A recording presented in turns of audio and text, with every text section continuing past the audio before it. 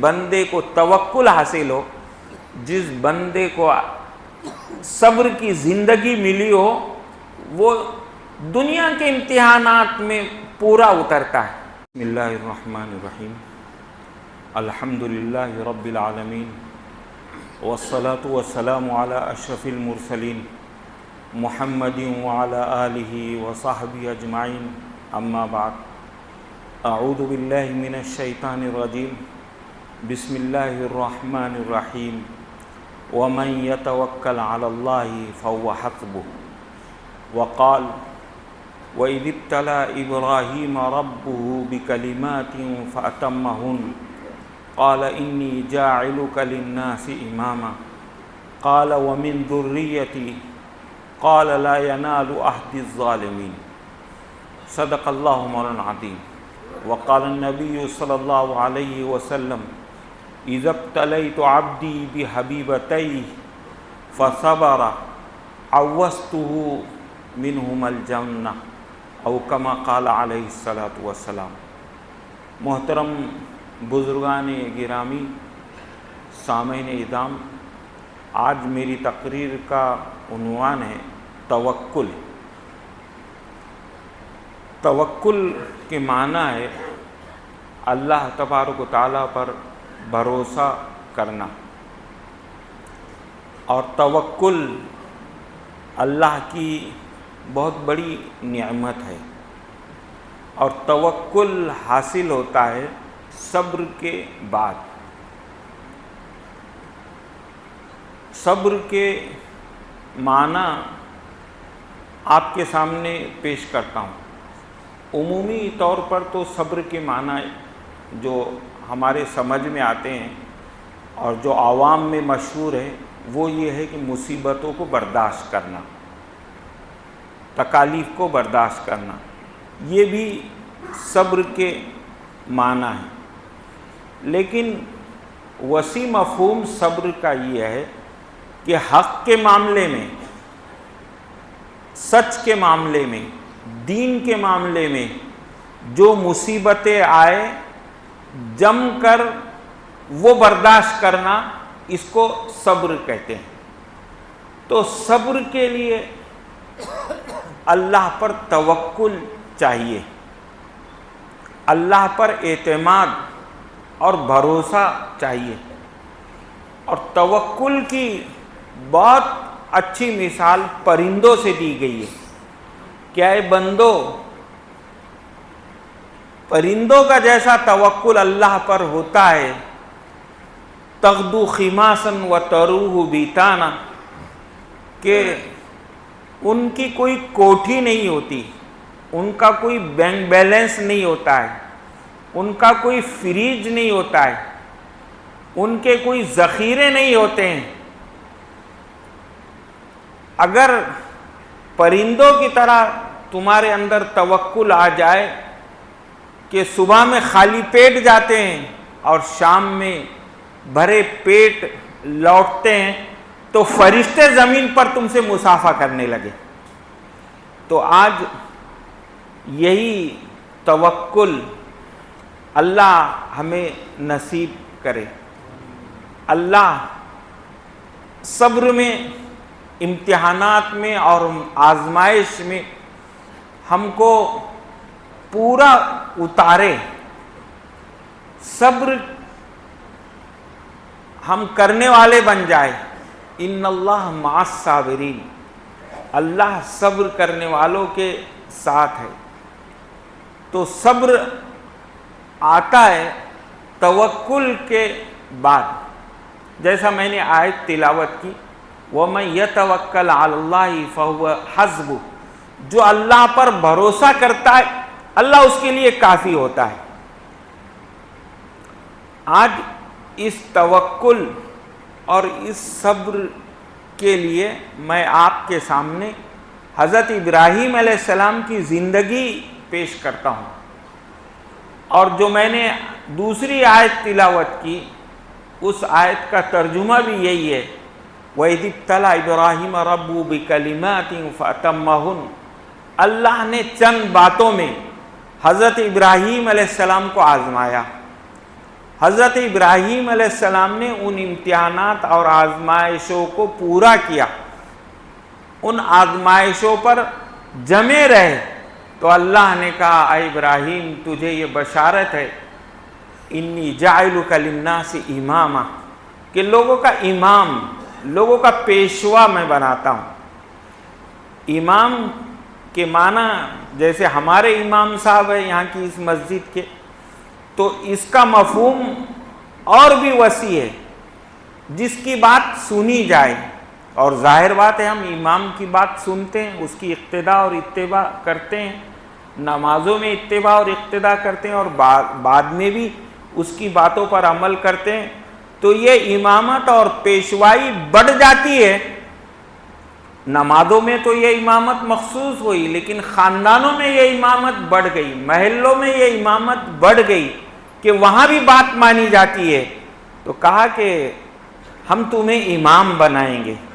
حضرت ابراہیم علیہ السلام بڑے شفیق اور مہربان تھے، انہوں نے فوراً کہا وَمِن ذُرِّيَّتِي، اے اللہ یہ امامت اور پیشوائی میری اولاد کو بھی مل جائے، میرے خاندان اور میری ذریت کو بھی مل جائے، کہ لوگ ان کی باتوں کے ماننے والے بن جائے۔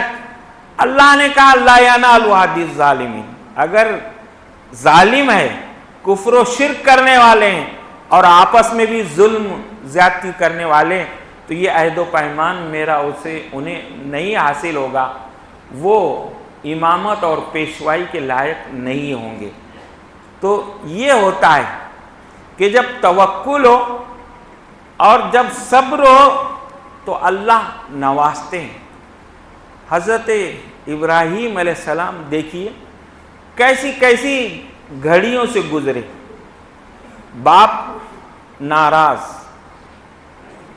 قوم خاندان ناراض، بادشاہ کی دھمکیاں، پھر اس کے بعد ہجرت، تو یہ ایسے مراحل ہے جس میں جس بندے کو توکل حاصل ہو، جس بندے کو صبر کی زندگی ملی ہو، وہ دنیا کے امتحانات میں پورا اترتا ہے۔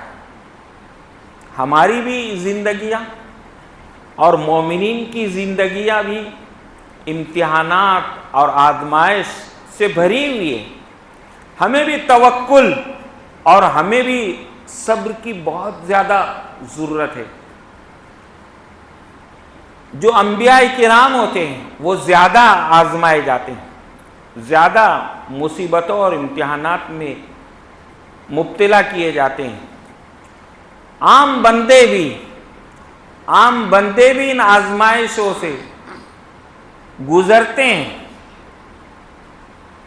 صاف کہا گیا وَلَنَبْلُوَنَّكُمْ بِشَيْءٍ مِّنَ الْخَوْفِ وَالْجُوعِ، ضرور آزمائیں گے، خوف سے آزمائیں گے، ڈر سے آزمائیں گے، بھوک سے آزمائیں گے، کبھی اچھی اچھی چیزیں لے کر ہم تمہیں آزمائیں گے۔ اور دوسری جگہ تو بڑی صراحت سے کہا گیا احسب الناس ان یترکوا ان یقولوا آمنا وہم لا یفتنون، کیا لوگ یہ سمجھتے ہیں کہ انہیں چھوڑ دیا جائے گا جب وہ آمنا کہہ چکے ہیں؟ تو کیا وہ یہ سمجھتے ہیں کہ انہیں آزمایا نہیں جائے گا؟ ضرور آزمایا جائے گا۔ تو امتحانات اور آزمائش ہمارے لیے بھری پڑی ہے، اور جو بندے جتنے امتحانات اور آزمائش میں پورے اتر سکتے ہیں، اللہ ان کو انہی آزمائشوں سے گزارتا ہے۔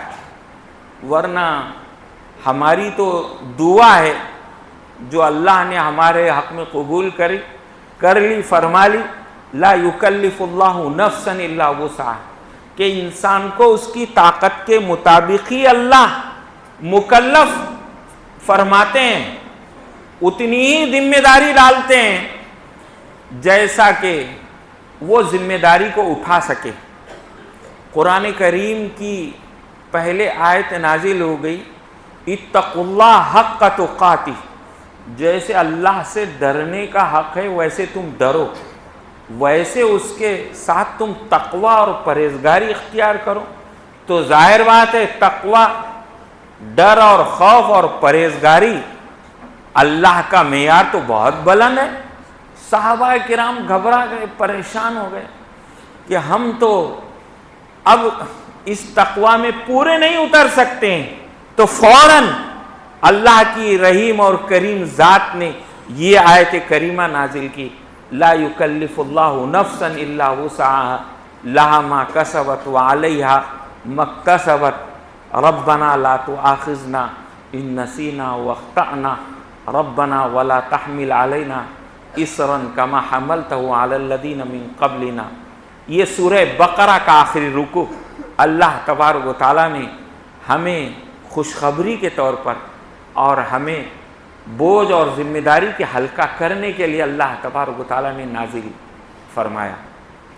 کون سے امتحانات تھے اور کون سی آزمائشیں تھی جس میں حضرت ابراہیم علیہ السلام جو موحد آدم، جو ابو الانبیاء، جو شریعت محمدی کے ساتھ ساتھ ملت ابراہیمی بھی ہمیں دی گئی، وہ حضرت ابراہیم علیہ السلام ہیں. اسی لیے جا بجا ایک صورت حضرت ابراہیم علیہ السلام کے ساتھ نامزد کیے جانے کے ساتھ ساتھ حضرت ابراہیم علیہ السلام کا تذکرہ قرآن کریم میں بہت آیا ہے. آنکھ کھولی حضرت ابراہیم علیہ السلام نے تو اپنے باپ آزر کو بتوں کی پرستش کرتے ہوئے، اس کو سجدہ کرتے ہوئے اور بت بناتے ہوئے اپنے باپ کو پایا. کوئی سختی نہیں کی، پیار اور محبت سے اپنے باپ آزر کو سمجھایا. یا ابت لما تعبد ما لا یسمع ولا یبصر ولا یغنی عنک شیئا. اے ابا جان، یہ ان بتوں کی عبادت آپ کیوں کرتے ہیں جو نہ سنتے ہیں اور کوئی دیکھتے ہیں اور نہ آپ کو کچھ فائدہ بھی نہیں پہنچا سکتے ہیں. ولا یغنی عنک شیئا، آپ کو کچھ فائدہ بھی نہیں پہنچا سکتے ہیں. حضرت ابراہیم علیہ السلام نے کہا کہ میرے پاس جو وحی آتی ہے اور مجھے جو علم دیا گیا وہ اس سے زیادہ نفع بخش ہے.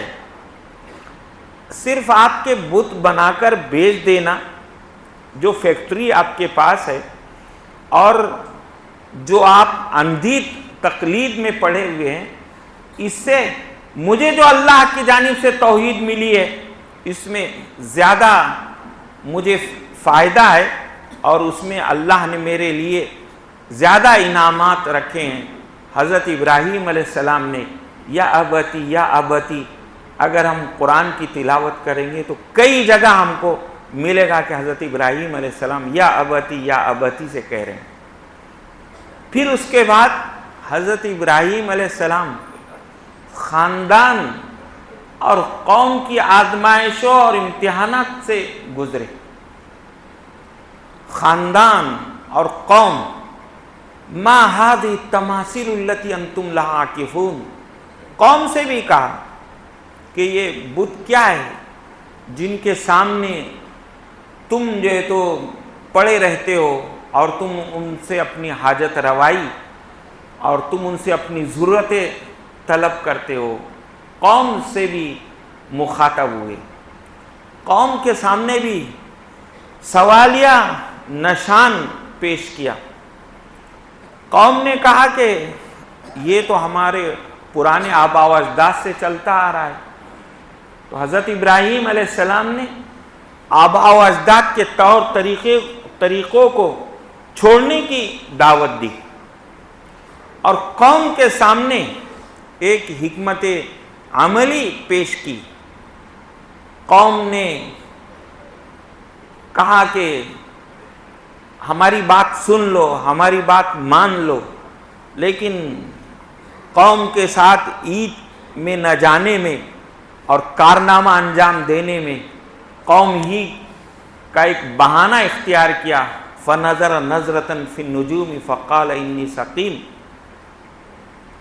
ستارہ پرست یہ قوم تھی، نگاہ اٹھائی اور کہا کہ نہیں میں تو بیمار ہوں.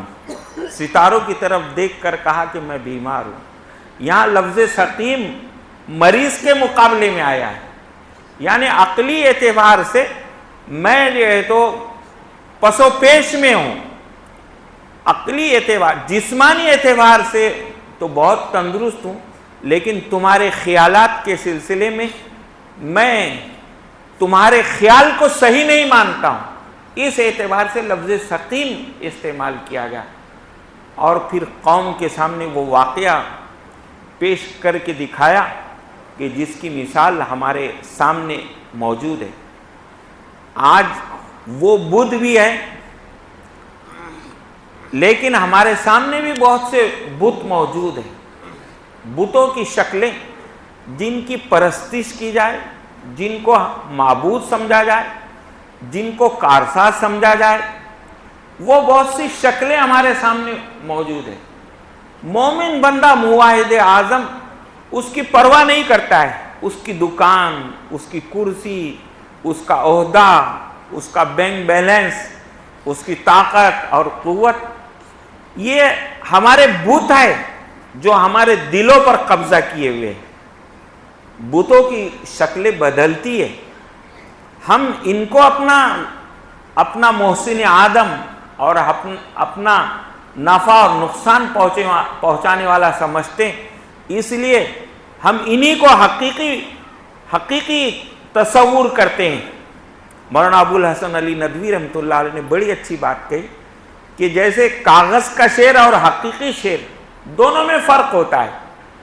کاغذ کا شعر ہو یا کسی اور دھات کا بنا ہوا شعر ہو، ہاتھی ہو تو ہم دیکھتے ہیں کہ گارڈن میں بچے اس پر سواری کرتے ہیں، لیکن حقیقی شعر کے ساتھ یہ نہیں معاملہ ہو سکتا ہے. تو ایسی توحید بھی حقیقی چاہیے، اللہ کا تصور حقیقی چاہیے، اس میں کسی چیز کی ملاوٹ نہیں چاہیے. قوم سے ہٹ کر جب نمرود کو یہ بات معلوم ہوئی کہ حضرت ابراہیم علیہ السلام یہ دعویٰ کرتے ہیں اور میں تو بڑا رب ہوں اور بڑا پالنہار ہوں، یہ کیسے میری سلطنت میں مداخلت کرتے ہیں. حضرت ابراہیم علیہ السلام سے کہا کہ چھوڑ دو اپنا مذہب.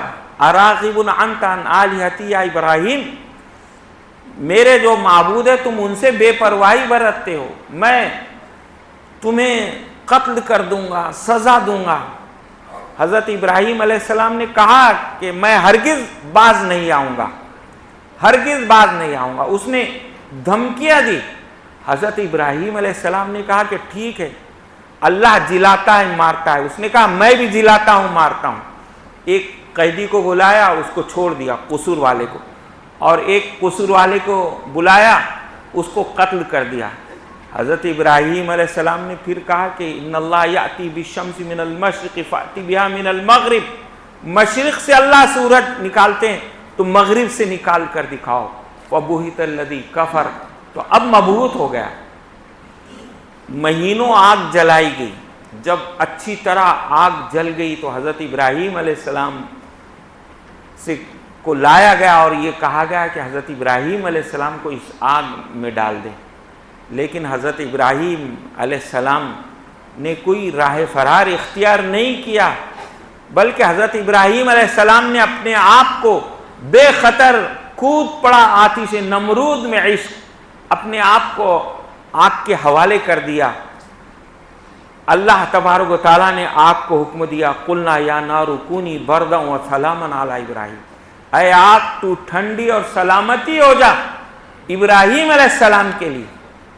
ہم دیکھتے ہیں کہ جو چیزیں اپنے اندر اور اثر اور تاثر رکھتی ہے، انسانوں کے بنانے کی وجہ سے فائر پروف، واٹر پروف چیزیں بن جاتی ہے. انسان کو آگ نہیں لگتی ہے، انسان پر پانی کا اثر نہیں ہوتا ہے. جب انسان خود ایسی چیزیں بنا رہا ہے بلٹ پروف کے ساتھ، اسے گولیاں نہیں لگتی ہے، وہ اپنے بدن پر پہن لے رہا ہے، تو کیا اللہ کی ذات جن چیزوں کے اندر جس چیز کی صلاحیت ہو وہ صلاحیتوں کو ختم نہیں کر سکتا ہے؟ اللہ صلاحیتوں کو ختم کر سکتے ہیں. اس کو امر کن ضروری ہے، اس کے لیے ہو جا تو وہ چیز ہو جاتی ہے. یہاں آگ نے جلایا نہیں حضرت ابراہیم علیہ السلام کو، اور اس کی مثالیں ایک نہیں کئی ہے. یہی ایک دوسری مثال حضرت ابراہیم علیہ السلام کی زندگی کی ہے کہ وہاں چھری لے کر جا رہے ہیں حضرت ابراہیم علیہ السلام، چھری پھیر رہے ہیں لیکن وہاں چھری کاٹ نہیں رہی ہے. تو اللہ کی مشیت اور اللہ کا ارادہ اور اللہ کا دخل بہت اہم اور بہت ضروری ہے. ہم بندوں کو اس کا استحضار اور اللہ کی ذات کا یقین ہمارے لیے بہت ضروری ہے.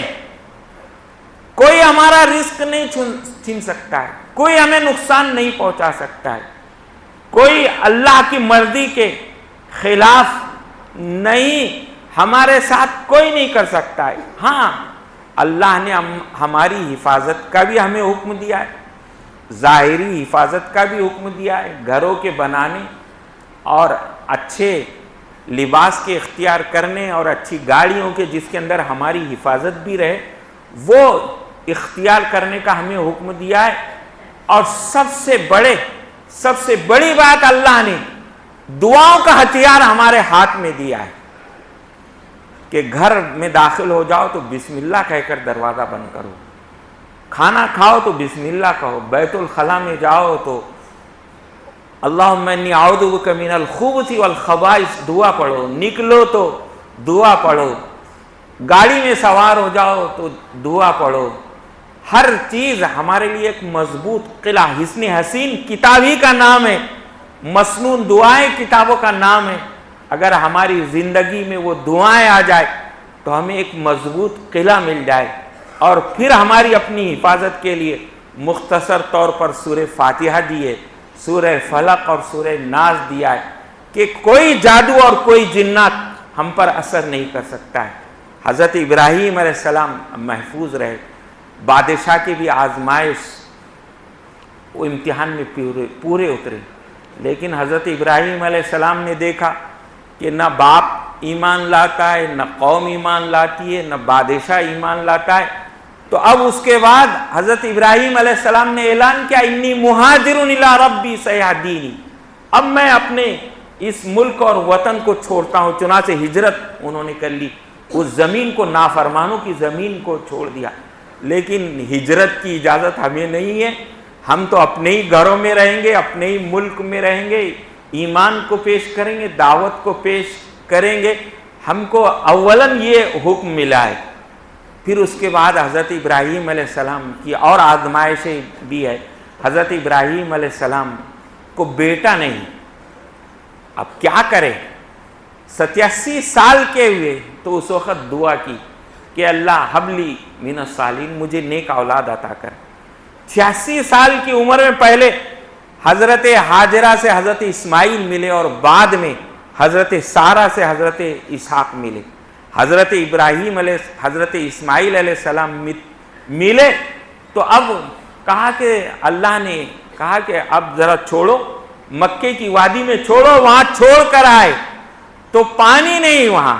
اللہ تبارک و تعالیٰ نے حضرت اسماعیل کی ایڑیوں کی رگڑ سے زمزم اللہ تبارک و تعالیٰ نے دیا.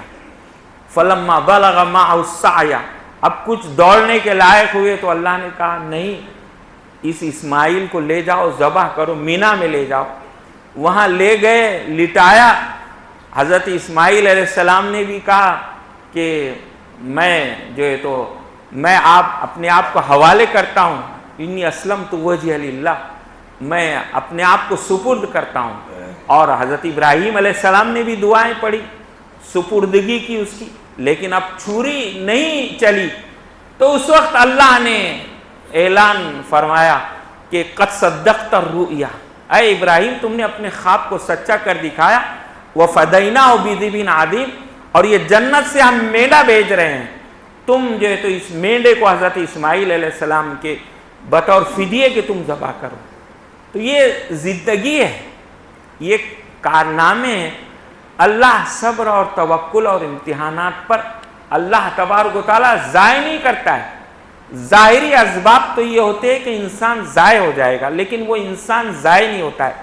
ہم بھی اپنی زندگی میں دیکھتے ہیں کہ یتیم اولاد ضائع نہیں ہوتی ہے، یسیر ضائع نہیں ہوتی ہے۔